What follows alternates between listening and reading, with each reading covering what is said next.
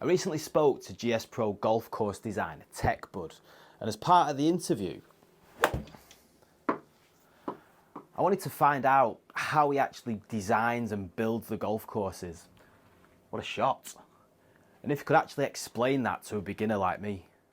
I'm going to ask you, it's probably a really difficult question, and you're probably going to tut when I ask you this question, but the question is, can you please explain how you go about creating a golf course on GSPro in as few words as possible, and explain it for the distinct amateurs like myself? So just a quick step-by-step process.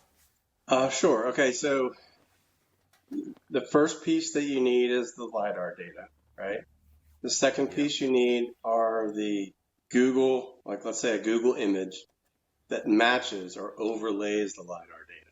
That gets imported into a program called Inkscape. So if you're familiar with Photoshop, you have Illustrator. So Illustrator is the Inkscape equivalent, but we use Inkscape because it's free.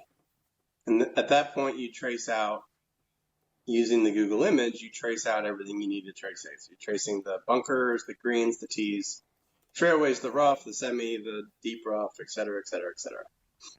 You take that file and you send it into Blender, which is a 3D system, which basically takes the Inkscape file and the LiDAR and it combines them into a mesh that actually moves with the land. You pull that into Unity, which is a game development platform. And then in Unity, that's where you add trees and your clubhouses and your grasses and all of the assets into the program. And then you export all of that out into a package that then gets opened with yet another application called Greenskeeper, which is supplied by GSPro team or OPZD team. And that's where you set your pars and the hole handicaps and the tee placements, hazard placements, pin placements, and basically create the scorecard.